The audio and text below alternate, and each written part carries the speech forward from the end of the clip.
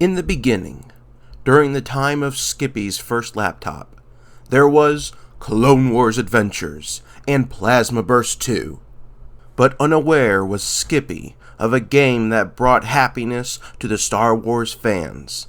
Unaware that there was anything other than what his laptop could play in Halo 2 and 3. Unaware was Skippi until 2012 when he got his copy of Star Wars Battlefront 2 for his laptop, and thus began an unhealthy addiction to the game. Not long ago, in this galaxy, I had a serious problem with playing the original Star Wars Battlefront 2. Since then, though, my uncontrollable addiction of playing this game has been subsided, thanks to the blue screen of death. I eventually sold that copy of Battlefront 2 and got a new laptop and a digital copy of the game from Steam. I also got a physical and digital copy on Xbox. So, how does the game hold up today? Let's find out.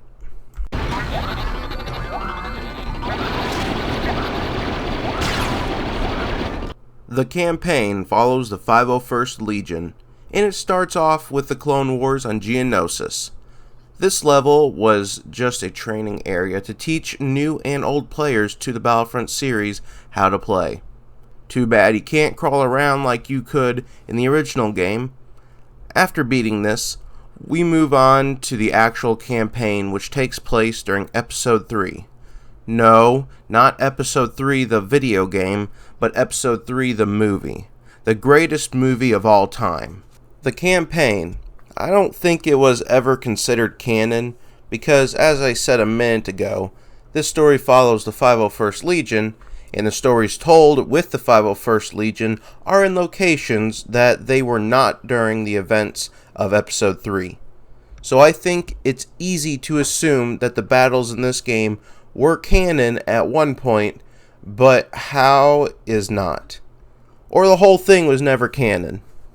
I'm not going to go into depth of the campaign story, but remember this. If you watched Episode 3 through 5, then you will understand the majority of the campaign. The campaign starts with the Battle of Magito, and we get a chance to play as Ki-Adi-Mundi, which is something that makes the gameplay more interesting.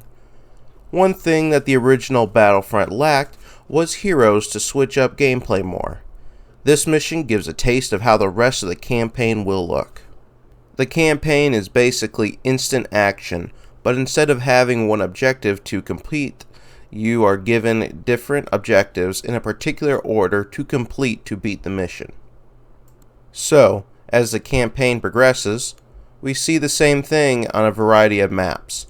We go to Coruscant Space, Felucia, Kashyyyk Space, Kashyyyk, Utapau, and back to Coruscant. Utapau was different in the first half of the campaign, because we got to fight an actual boss. Then Coruscant was unique for the first half, because this was the first mission where we fought Jedi and Temple Guards that never showed up anywhere else in the game. The second half of the campaign takes place after Episode 3, and we get taken to Naboo, Mustafar Space, and Mustafar. There we defeat the last remaining leaders of the droid army as the Empire, down on Mustafar. Kamino, the Empire goes to next and stops the production of new clones. This to me was a very cool idea for the story, because it shows the fall of Kamino, and it makes me think of the last two episodes of The Bad Batch. The Death Star in Polis Massa makes an appearance, but finally we get out of the between movies action and dive into A New Hope by visiting the Tentative 4, Yavin Space, and Yavin itself. After suffering a major blow from the rebellion with the destruction of the Death Star, the 501st Legion ends their story by invading Hoth, thus accounting for the beginning of the Empire Strikes Back movie. The story ends with the narration of a 501st Legion soldier narrating about the might of the Empire. I don't have many complaints about this game, but one of the few I do have is that other legions of the clone army should have been utilized, because even before Disney took over the franchise, this game would not fit into the expanded lore of Star Wars. Another critique I have is minor, but I would have told some stories during and after the Return of the Jedi, like the remake of Battlefront 2 did. Otherwise, the campaign was great. It utilized heroes and villains, a variety of objectives, vehicles, and diverse maps in order to tell an epic story of the 501st Legion. My favorite part about the PC version of the campaign is that you can play it online with friends or strangers. No mods necessary. All you need are the admin codes and your own server. I just don't recommend putting players onto the enemy team.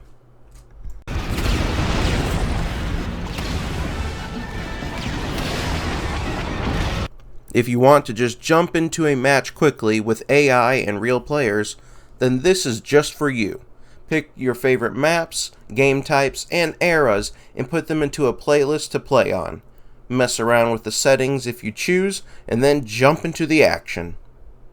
Not all game types are available on all maps, nor are both eras on all maps, but they're on most. We have Conquest, Capture the Flag variants, Hunt, and Assault variants. Conquest is basically your traditional game type. Capture command posts that let you respawn, and hold all for 20 seconds to win, or reduce the enemy forces to 0. Once there are less reinforcements than there are AI, then it will become harder to find the enemy because the AI will stop respawning. This is only available on land battles. Capture the Flag variants can be played on both land and space battles. Some are one flag and some are 2-team based flags.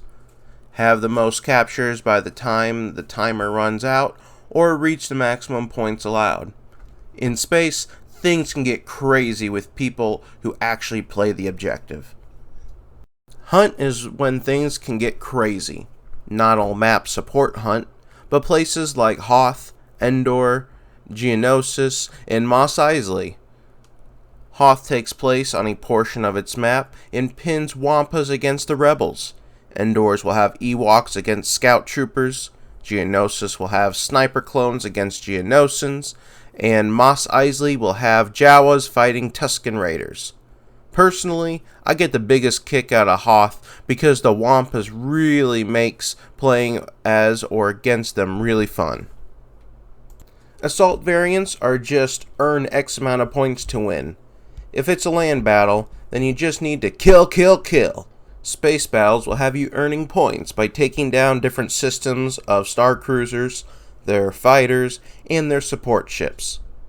If you're saying, why is this game any fun? There are hardly any game modes.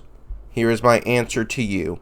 If you craft a game that is not centered around monetization, but around great gameplay, interesting maps, and the best epic modes that focus on the core of the series, then you don't need that many game modes. Sure, it would help to add something else, but it's not needed. This game nailed the awesomeness just the way it shipped.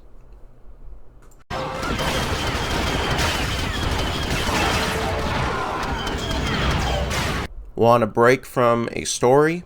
Don't want the instant action, but want to feel like you're conquering the galaxy? Then this mode is for you. Travel around the galaxy taking over planets as the Empire, Rebels, Republic, or Confederacy. You and the AI will take turns, and if you approach a planet under the enemy's control, then you go to war. If you lose, your ship blows up. If you win, well, you take it over. Home bases can only be destroyed, not won. If two ships meet at the same system, then the two will engage each other and fight to the death. If you're looking to get one over on your opponent, then visit the store and purchase new classes to help out your side and provide a variety, or buy perks that will last for one round. If you win, you will get a cutscene that tells the tale of your battles, an epic side mode to make you feel like you're conquering the galaxy.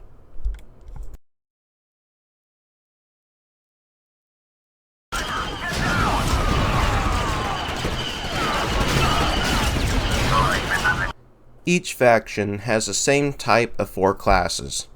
There is a traditional soldier, the heavy, the sniper, and the engineer. There are 2 other classes, though, that are awesome to use. Well, one of them isn't. The 5th and 6th classes need to be earned by getting a certain kill-death ratio. Most are awesome, but there are a couple of them that are just bad. The other class is the hero or villain class. They are generally awarded to the best player unless one tampered with the settings. So you can play as a totally awesome and iconic Darth Vader. Yes, the same guy from Jedi Fallen Order.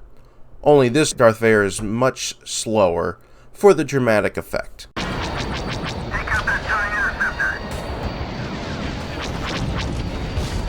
Vehicles will change on maps depending on the era that you are playing on, and most of the vehicles are 2 or more seated. The AAT I did find annoying because you can only control the cannon or the driving and turrets, not both. I guess it fits into the lore, but it's still annoying to use. Otherwise, most vehicles are fine. Some of the space battles will make you feel like you're playing a game of Squadrons. Each vehicle has its purpose, and there are no redundant ships for each faction, though I am baffled when I see the Republic gunship is used for both the Rebels and the Republic.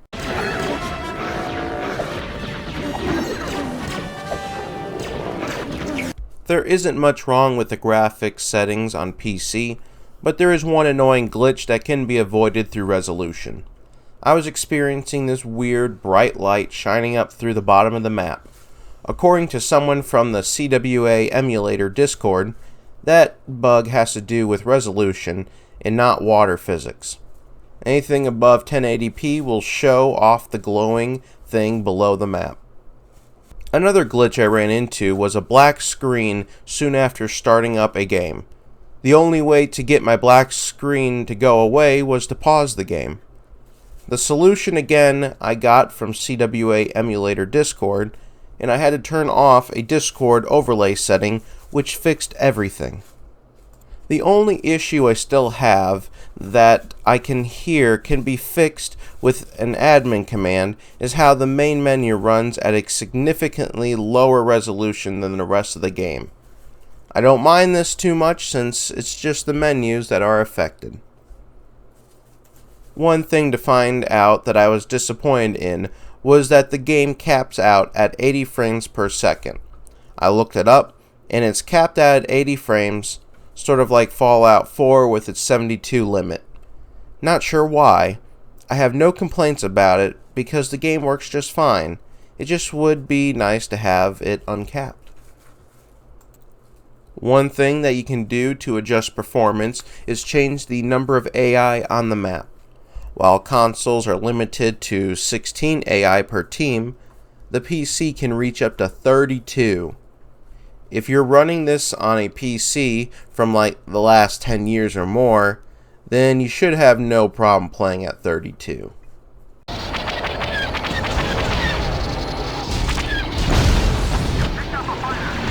In some ways, PC is a better version than consoles, and in other ways, consoles, more so the original Xbox version, is better than PC. PC does not support split screen, but the Xbox version supports 4-player split screen, and PlayStation 2 only supports 2 players. The reason for that is because PlayStation has junk games except for their standout titles like Marvel's Spider-Man and the Uncharted series. Another thing that I believe that the console version has that PC does not is DLC maps that are free with the game digitally. To my knowledge, PC does not have them.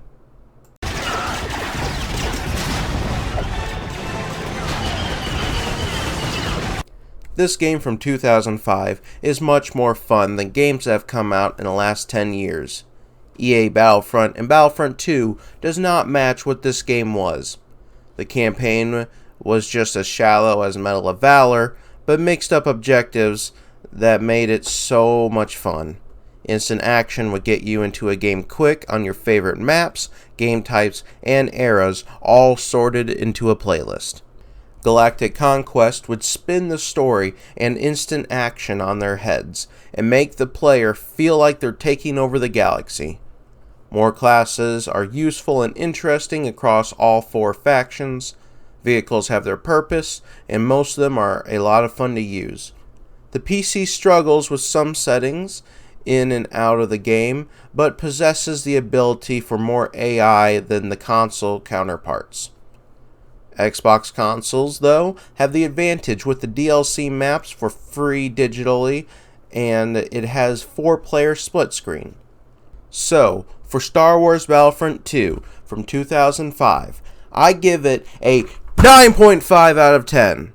All aspects of this game is near flawless, and it was what I would consider the best Star Wars game of all time. Deal with it. Thank you for watching this review. I'm sure you had something better to do with your day, but I'd just like to say thank you for taking the time out of your day to watch this. Okay, with how I choose which game to review next, it is the game I've mentioned in the most videos. So next up is going to be Medal of Valor. So I thought that maybe you guys could choose a game that I will guarantee I will mention, so that it's another point on the list. However, I've got to own the game, or it's got to be free.